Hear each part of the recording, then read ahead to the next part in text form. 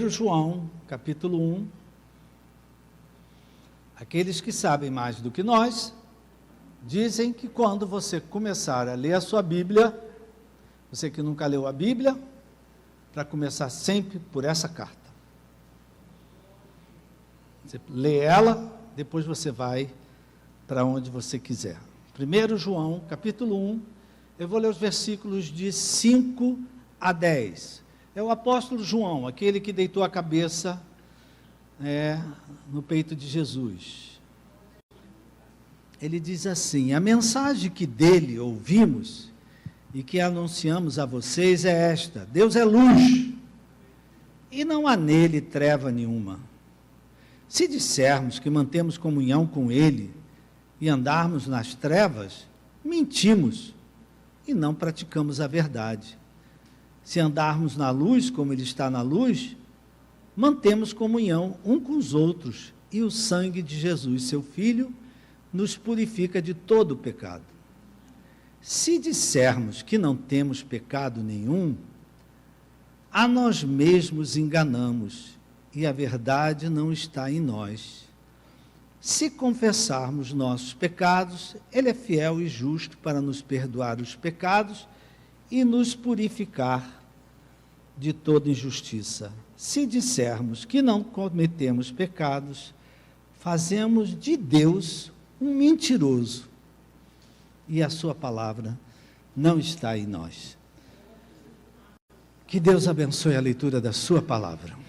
Que teu Santo Espírito, Pai, venha falar com cada um de nós, para nos aproximarmos dessa mesa e sermos ricamente abençoados por ela. Desde já te agradecemos no nome de Jesus. Amém. Dizem os comentaristas que o apóstolo João, nessa ocasião, ele já era adiantado em idade, já era um ancião. Ele ainda não tinha sido jogado lá naquela ilha, aonde ele morreu. Não, ele vivia na cidade de Éfeso, da igreja que a gente lê da carta aos Efésios. Ele vivia nessa cidade. E dizem que o apóstolo João poderia ser considerado um homem que tinha um mestrado, um doutorado em relacionamentos.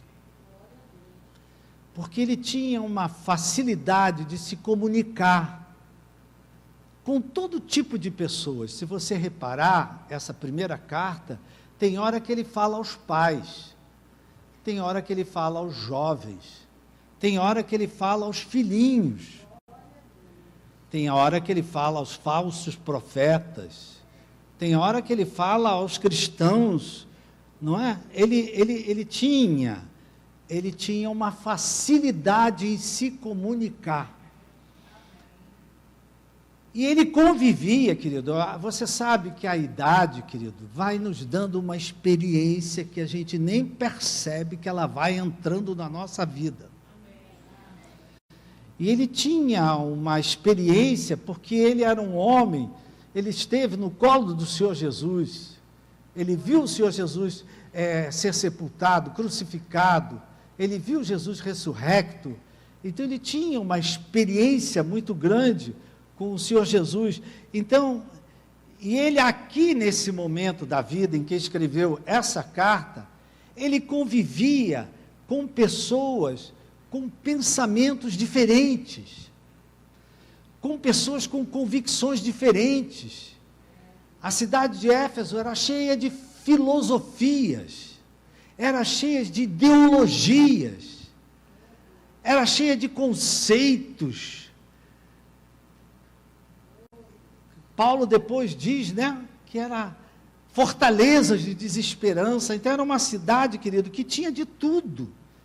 E tudo que pretendia derrubar quem era Jesus, a obra que Jesus fez no Calvário. Então eles vinham com conceitos, teologias, ideologias, para tirar Jesus de quem era Jesus, que ele era o Filho de Deus, da missão que ele veio cumprir.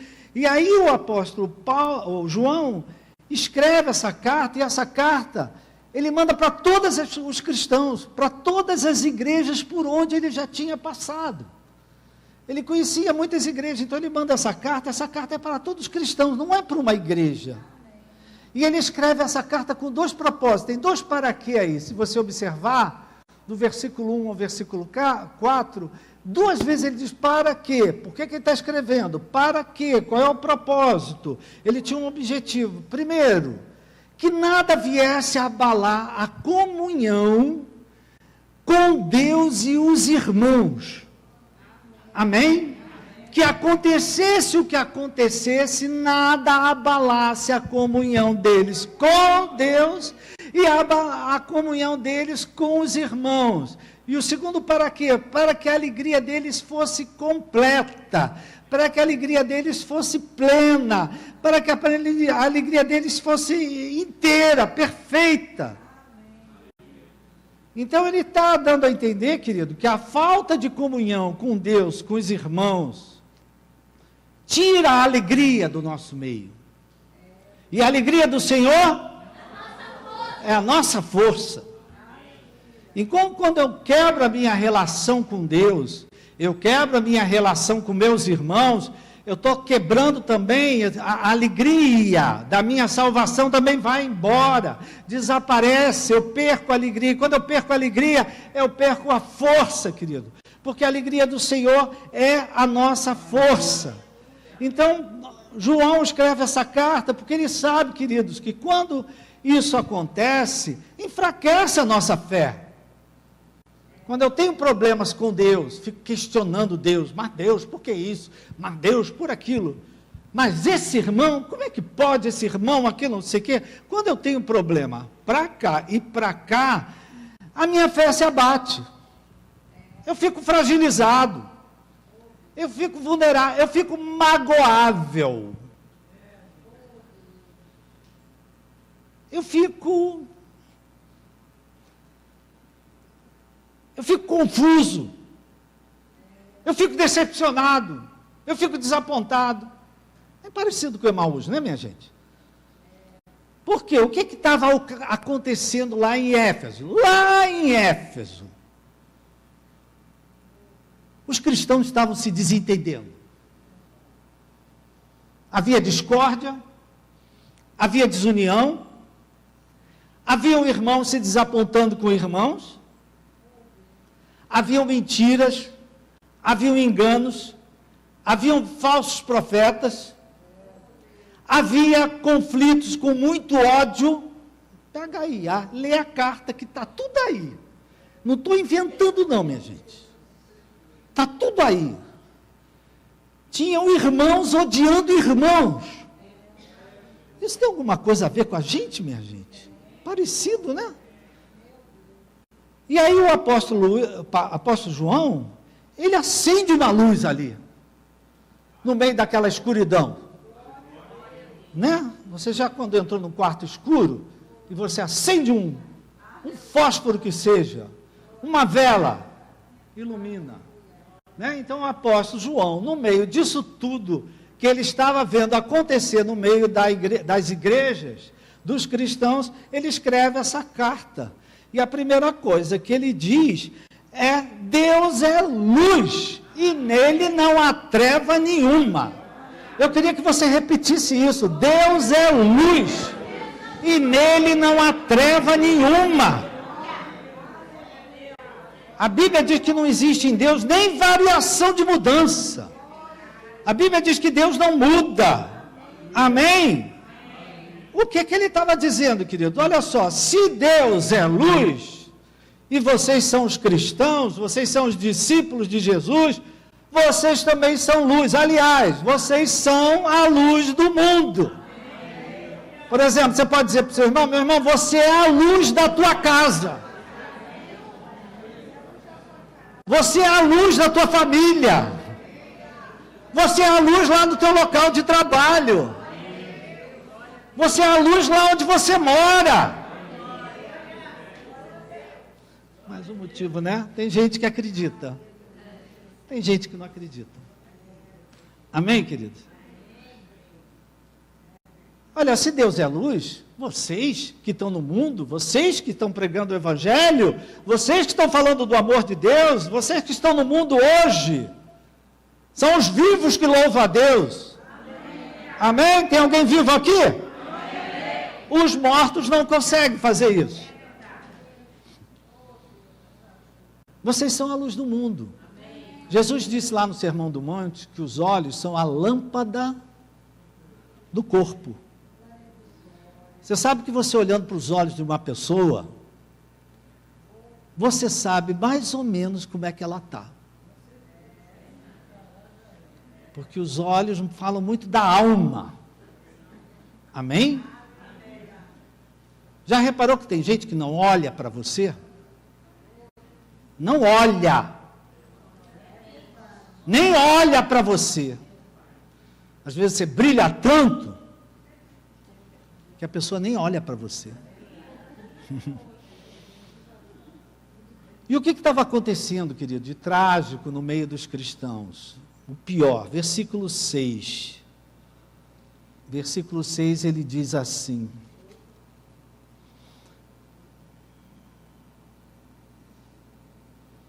se dissermos que mantemos comunhão com Ele, com Deus, e andarmos nas trevas, mentimos e não praticamos a verdade. E era exatamente isso que estava no meio das igrejas. Era isso que estava no meio dos cristãos. Eles diziam que mantinham comunhão com Deus, mas andavam nas trevas. Como, queridos? Pelo seu comportamento, pelas suas ações. E aí João diz, vocês estão mentindo e não estão praticando a verdade. Por que ele está dizendo isso, querido? Porque eles diziam que tinham comunhão com Deus e brigavam o tempo todo. E havia discórdia o tempo todo. E havia desunião o tempo todo. Haviam conflitos, contendas, muito ódio. Outro dia escutei uma irmã, não olha para o lado que ela pode estar perto de você, que ela disse assim, eu vou lá resolver isso com ela na força do ódio. Eu disse, o quê? Na força do ódio? Ódio tem força, minha gente? Não! Não! Bota a faca na mão de uma pessoa que está com ódio, minha gente. E o amor tem força? Tem! O amor tem muita força. Então, queridos, o que estava vendo? Os cristãos estavam se desentendendo. E aí João fala, se nós andarmos na luz, como Ele está na luz, mantemos comunhão um com os outros e o sangue de Jesus nos purifica de todo pecado. Presta atenção, queridos. A nossa comunhão com Deus, espontaneamente, nos leva a ter comunhão com os irmãos. Eu já falei isso aqui várias vezes, vou repetir mais uma vez. Cada um de nós que somos cristãos, tem cristão aqui? Amém. Tem nova criatura aqui? Amém. Tem gente que está vivendo em novidade de vida? Amém. Nós estamos crucificados numa cruz, queridos. Cada um de nós. A Bíblia diz, Jesus diz, cada um tem uma cruz. Não adianta tu fugir da cruz, que tu tem uma cruz. E nessa cruz, querido, no eixo vertical está o meu relacionamento com Deus. No eixo horizontal está o meu relacionamento com o próximo. Amém? Então, querido, só que isso é uma moeda de duas faces. Quando eu não estou bem com Deus, eu não estou bem com os irmãos. E quando eu não estou bem com os irmãos, eu não estou bem com Deus. E o Senhor Jesus ainda falou mais, perguntou para aquele rapaz, qual era o principal dos mandamentos? Amarás ao Senhor todo Deus, todo o coração, toda a tua alma, toda a tua força, todo o teu sentimento. Amarás ao próximo, a ti mesmo. Presta atenção, querido. Quando a gente não está bem com Deus, a gente não está bem com ninguém. Eu não estou bem com o próximo, eu não estou bem nem comigo. E quando eu não estou bem com o próximo, eu não estou bem com Deus. Eu não estou bem comigo. Por exemplo, querido, a gente briga com o filho. Alguém aqui briga com o filho? Como é que tu fica? Tu fica acabada. Olha só. Por quê? Eu não estou bem com o meu filho, eu não posso estar bem com Deus, eu não estou bem comigo. Então presta atenção, queridos, que isso aqui é uma coisa só. É uma coisa só. Se eu não estou bem com Deus, eu não estou bem com ninguém.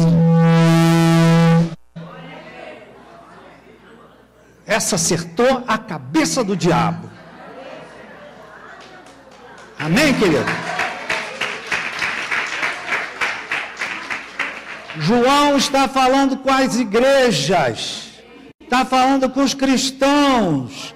Se vocês estão andando na luz, se vocês estão vivendo com Deus, se estão caminhando com Deus, amem os seus irmãos, convivam bem com os seus irmãos. Quando você ama a Deus, você ama o seu irmão. Quando você ama o seu irmão, você também se ama, meu irmão. Você fica melhor com você mesmo, amém? Então a comunhão com Deus, querido, se falta comunhão com Deus, falta comunhão com os irmãos. Se eu brigo com alguém da minha família, se eu brigo com alguém da minha igreja, se eu brigo com alguém do meu ministério, o que eu tenho que fazer, queridos? Em primeiro lugar, eu tenho que buscar Deus. Deus, me ajuda. Não aguento olhar para a cara dela, Senhor. Me ajuda, Senhor. Vocês estão aí, minha gente? Estou falando aqui de besteira, né? Bobagem. Tem horas, querido, que eu tenho que reconhecer que falta luz. Eu preciso de luz. Porque eu não consigo nem olhar para a cara daquele irmão. Mas ele é meu irmão em Cristo. Amém, querido. Por isso que ele diz, olha, se você está pensando que está na luz, você está em trevas. Amém? E como ele diz aqui, querido, a gente só consegue andar na luz, na comunhão com Deus, na comunhão com os irmãos, na comunhão até comigo mesmo, debaixo da cobertura do sangue de Jesus. É só graças ao sangue de Jesus e a obra que o Espírito Santo está completando na minha vida. Lembra teu irmão que o Espírito Santo ainda está completando uma obra na vida dele, na vida de cada um de nós. Então, querido, é o Espírito Santo, é o sangue de Jesus que morreu na cruz pela obra perfeita, que trabalha com a nossa imaturidade, com o nosso infantilismo, com o nosso vitimismo, com o nosso orgulho, com a nossa soberba, com a nossa arrogância, com o nosso ego, a minha egolatria. Eu me acho melhor que os outros, eu me acho superior aos outros. Quem trabalha isso com a gente, querido, é o Espírito Santo através do sangue de Jesus que foi derramado. Amém, querido? Então, andar na luz é rejeitar tudo aquilo que é das trevas.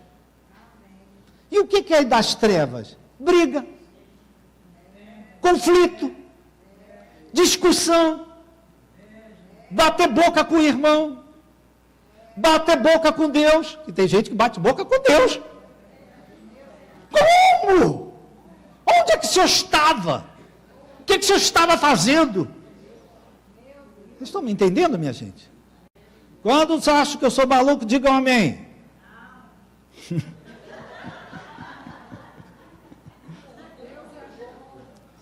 Então, queridos, andar na luz é rejeitar tudo que é das trevas. O que é das trevas, querido?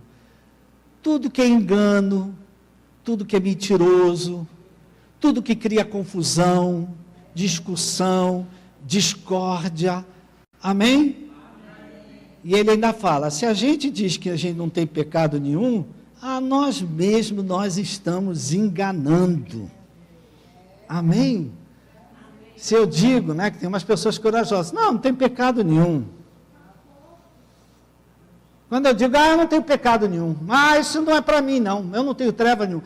Ah, isso não é para mim não tenho mágoa contra ninguém, não tenho rancor, não tenho ressentimento contra ninguém. Ah, eu não tenho problema com irmão nenhum. O que eu estou dizendo? Eu não tenho pecado. Só que a Bíblia diz que quando você diz que não tem pecado, você está dizendo que Deus é um mentiroso. Está aqui, minha gente. Você está dizendo que Deus, quando eu digo, encho a boca, eu não tenho pecado nenhum. Eu não tenho mágoa nenhuma. Eu não tenho ressentimento nenhum. Eu não tenho problema com o irmão nenhum. Eu estou dizendo para Deus que Ele é mentiroso. Ou seja, querido, a gente está criando um cristianismo de fantasia. Um cristianismo que é fake. Você entende essa palavra, né? É um cristianismo que é fake, queridos. Porque é um cristianismo que, em vez de aproximar, afasta. Em vez de juntar, separa. Em vez de unir, divide. Vocês estão aí, minha gente? E aí não tem como, querido. É um cristianismo, se eu não estou bem com Deus, se eu não estou bem com meu irmão, eu não tenho alegria. Não tenho alegria. E se eu não tenho alegria, eu não tenho força. Amém?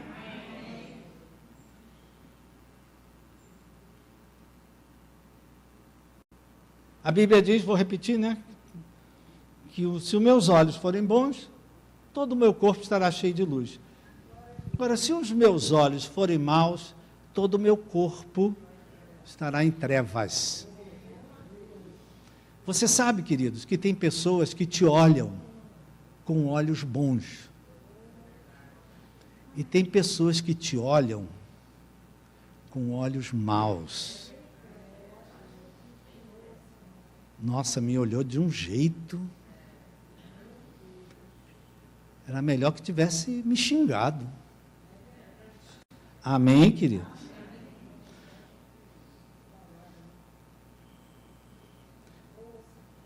Então, querido, o que ele está dizendo aqui? Você se lembra quem é que se passava por anjo de luz? Não que Jesus, meu irmão. Quem é que se passava por anjo de luz? Lúcifer. Lúcifer, luz. Ele se passava por anjo de luz. E quando eu sou um crente, que estou nas trevas e passo, que eu estou na luz, eu estou agindo que nem ele. O que ele faz? Rouba, mata, destrói, engana, mente, separa, divide, cria conflito, cria confusão. Amém, queridos? Graças à obra perfeita de Jesus na cruz do Calvário, Deus sempre tem um caminho para a gente, Deus sempre tem uma saída para nós, Deus sempre tem uma solução para nós. E essa solução está no versículo 10. Melhor dizendo, no 9. Se é condicional, querido. Eu preciso fazer uma escolha. Se eu escolher confessar os meus pecados, Ele é fiel e justo para me perdoar dos pecados e me purificar de toda injustiça. É uma escolha. Agora, se eu fizer outra coisa, eu disser que eu não tenho pecado, eu faço dele um mentiroso, e a sua palavra não está em mim. Amém, queridos? Então, preste atenção, queridos. É uma escolha. Quem é responsável por fazer essa escolha? Nós. Né? Então, a mesma coisa esse texto traz para os cristãos, para a qual ele foi mandado, a mesma coisa que Jesus fez com os discípulos de Emaús. Olha, tinha que acontecer assim, porque estava escrito assim, os profetas falaram, estava em todos os profetas, tinha que acontecer assim, e assim aconteceu. Mas os discípulos já vão para Jerusalém, que os discípulos já estão lá esperando, né? Era uma escolha. Eles podiam escolher, vamos embora para Jerusalém. Eles podiam dizer, estou fora, não vou nada. Imagina, voltar para Jerusalém. É uma escolha que a gente faz. Quando eu reconheço, queridos, quando eu reconheço que tem hora que eu piso na bola, quem aqui tem coragem de dizer? Caramba, falei o que não devia falar. E olha, ele me botou pilha e eu botei para fora tudo que eu queria falar. Aí criou uma divisão, mas quando eu reconheço isso, querido, e peço perdão a Deus, peço perdão também ao irmão, meu irmão, me desculpe, não estava legal, não estava bem, me perdoa, meu irmão, eu falei o que não devia ter falado. Quando eu reconheço, querido, isso, a alegria volta para o nosso coração, a paz volta, a luz volta. Agora, se eu não reconheço, eu digo, não, eu não tenho pecado, não tem nada para me, eu não me sinto culpado de nada, eu fiz tudo que estava certo, eu fiz tudo que é correto, eu estou nas trevas e nem sei que estou nas trevas. Vocês estão aí, minha gente? Como Deus é bom, né? Então, queridos, vamos nos examinar. Você está na luz? Se você está na luz, você está bem com Deus, está bem com os irmãos, está bem até com você mesmo. Você tem até alegria no seu coração. Agora, se eu não estou na luz, eu estou nas trevas. E o pior é que eu acho que eu estou na luz. Ainda me vanglorio. Amém, queridos? Essa é uma palavra para a gente se examinar nessa. Que escolhas que a gente tem feito? Escolhas que nos levam para a luz ou escolhas que nos levam para trevas? Queridos, estou falando isso, estou trazendo essa palavra, porque hoje a gente está sendo muito provocado. Todos nós, queridos, estamos sendo muito provocados a ir para as trevas. O que é ir para as trevas? É brigar, é se desentender. Tem família dividida, minha gente. Tem família te bloqueando. E acha que está fazendo certo.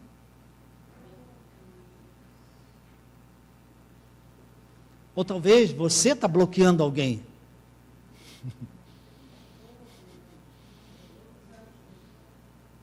Não, vou bloquear, irmão, não aguento mais ele.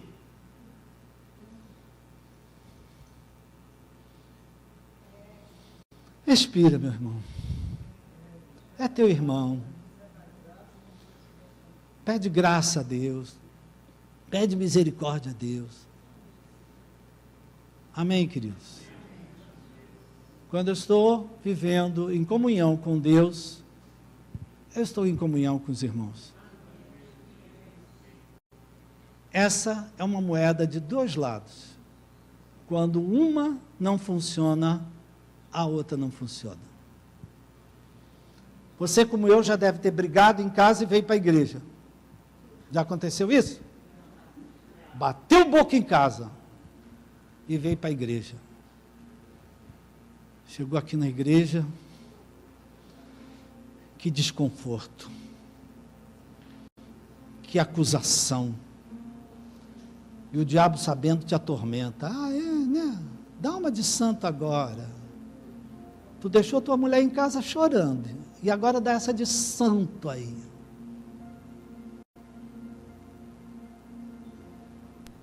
Então, querido, vamos nos examinar nesses dias. Que escolha que eu vou fazer? Quem aqui quer andar na luz? Escolha a luz, meu irmão. A luz é o amor, é o perdão, é a reconciliação, é o conserto. Isso é a luz. As trevas, eu não falo mais com fulano. Eu não atendo mais ciclano. Na minha casa não entra mais. Eu estou indo para as trevas, querido. E depois vem para a igreja crente que estou na luz. Enganado pelo diabo. Amém? Então vamos abaixar a nossa cabeça. Desculpe, meus irmãos, que essa palavra era para ser elaborada com mais calma. Mas o horário nos aperta. E de repente eu soltei tudo. Pai querido, nós queremos te agradecer pela tua palavra. Tua palavra é clara, tua palavra é a verdade. Conhecereis a verdade, e a verdade vos libertará. Pai querido, todos nós, sem exceção de ninguém aqui, temos nesses dias sido provocados, Pai. Provocados a brigar, provocados a discutir, provocados a reclamar, provocados a apontar culpados. A gente se esquece, Pai, que quem controla esse país, a nossa casa, a nossa família, é o Senhor. Tudo está debaixo do teu controle. E às vezes nós nos colocamos num lugar, Pai, maiores do que Deus. Nos damos o direito de julgar, e só quem pode julgar é Deus. Então, Pai, perdoa-nos, Pai. Perdoa-nos, Pai, quando dentro de casa, em vez de ser luz, nós somos trevas. Perdoa-nos, Pai, quando fazemos escolhas que criam contendas, que separam as pessoas. Perdoa-nos, Pai, quando criamos situações que até afastam pessoas da igreja. Perdoa-nos, Pai. Nós não estamos aqui para ser trevas, estamos para ser luz. Luz para as nações, sal na terra, co-embaixadores da parte de Cristo. Perdoa os nossos pecados, Pai. Purifica-nos, Pai. Não tem um de nós, Pai, que nessa hora não diga: me perdoa, Senhor. Me perdoa, Senhor. Me ajuda a fazer certo, conforme a Tua palavra, debaixo da direção do Espírito Santo, debaixo da grande vitória que o sangue de Jesus obteve na cruz do Calvário, que é o perdão dos nossos pecados. Muito obrigado, Pai. Já te agradecemos no nome de Jesus. Dê uma salva de palmas ao Senhor. Você vai receber os elementos, você aguarda e eu vou orar junto com você. Se você já está com os elementos na sua mão, pegue a parte de cima, o pão. Eu queria convidar você, né?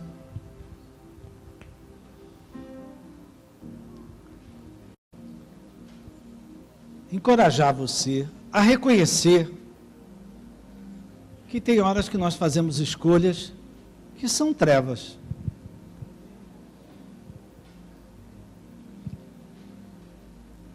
E nós temos que pedir perdão a Deus. Porque Ele disse: se a gente confessar, se eu reconheço, queridos, Deus nos perdoa e nos dá novas oportunidades. Agora, se eu não reconheço, nem Deus pode fazer nada por mim.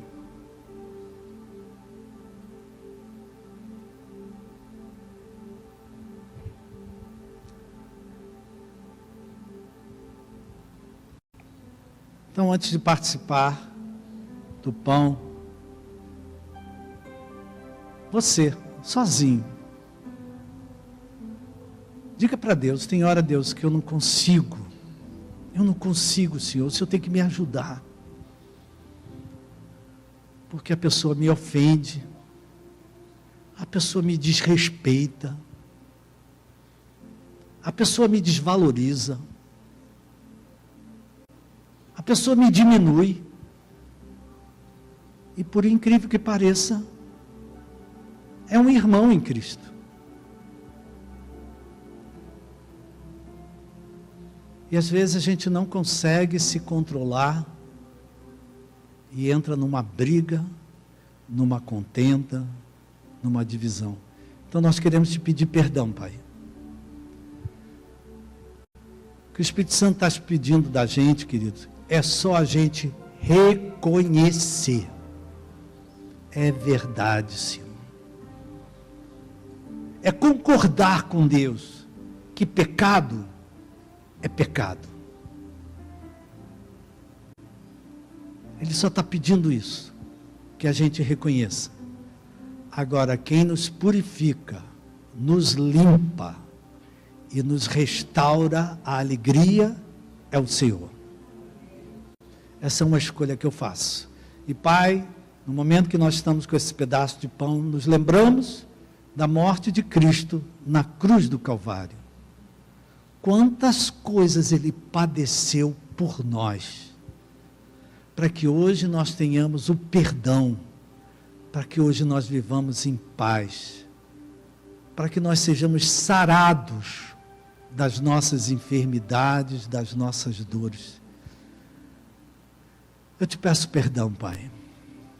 Se tem alguma pessoa específica, no seu caso, você fala para Deus, Deus me perdoa. As dificuldades que eu tenho com determinada pessoa. Fala para Deus. Me ajuda, Pai. Me ajuda a ser luz. Porque nessa hora, a velha criatura, as trevas querem tomar conta de mim. Então, Pai querido, nós queremos te pedir perdão, Pai. Que existem momentos que nós somos trevas e não somos luz. E não foi para isso que o Senhor nos chamou. O Senhor nos chamou para ser luz no mundo. Então, perdoa os nossos pecados, Pai. Perdoa tudo que a gente falou, tudo que a gente fez. Perdoa-nos, Pai. Como o Senhor perdoou aquele rapaz que eu contei no princípio, que matou uma pessoa. E o Senhor perdoou ele. E ele é hoje uma nova criatura. Então perdoa-nos, Pai. Às vezes a gente também mata pessoas, Pai, com palavras. A gente mata pessoas com ofensas. A gente mata pessoas com agressões físicas. Perdoa-nos, Pai. Limpa-nos, lava-nos, purifica-nos. Nós queremos a alegria de volta no nosso coração, para ser luz nesse mundo. Pela fé, nós te agradecemos e participamos do pão no nome de Jesus. Amém. Baixa a sua cabeça, fecha teus olhos. Vou fazer uma oração aqui, só com vocês que eu faço isso, culto de 8 horas. É só onde eu tenho coragem. Eu queria que você colocasse diante de você uma situação que você não pode mudar.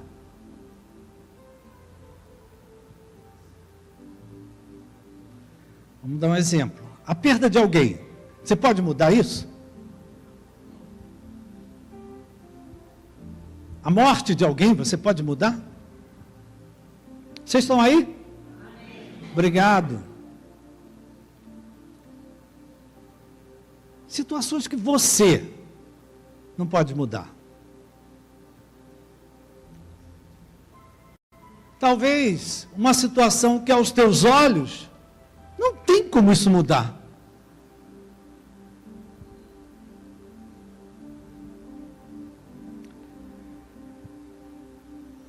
Se não tem como essa situação mudar, quem é que tem que mudar?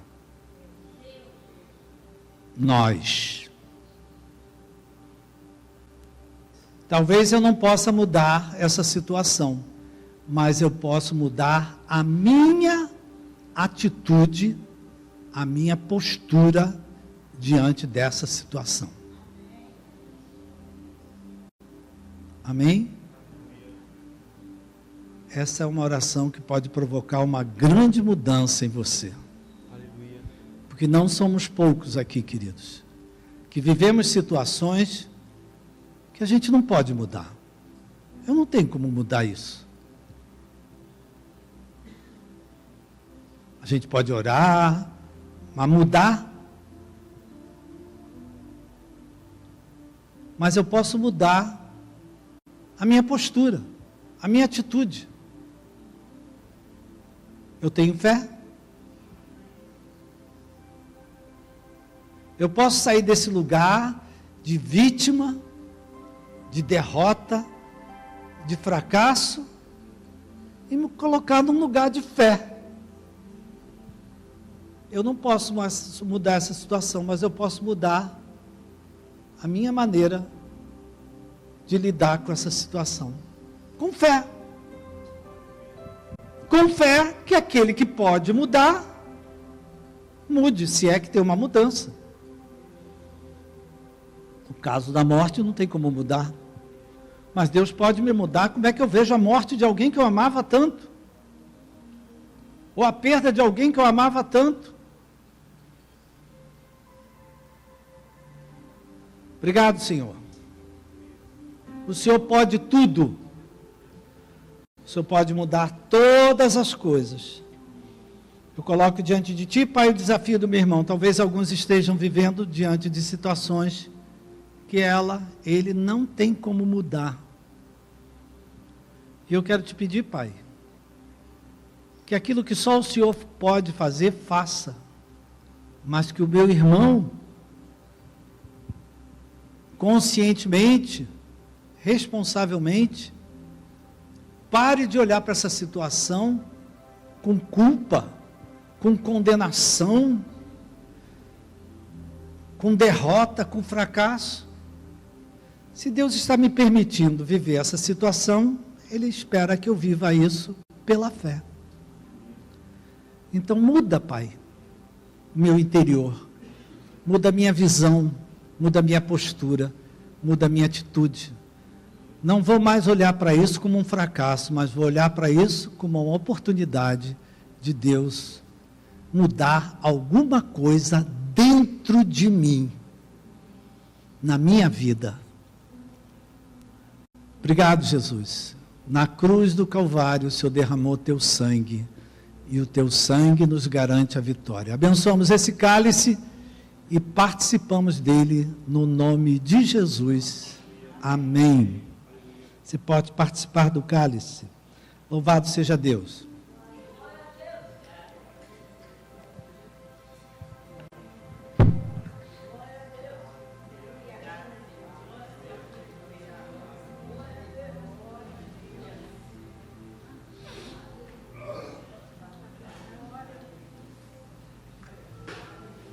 Quero convidar você a se levantar.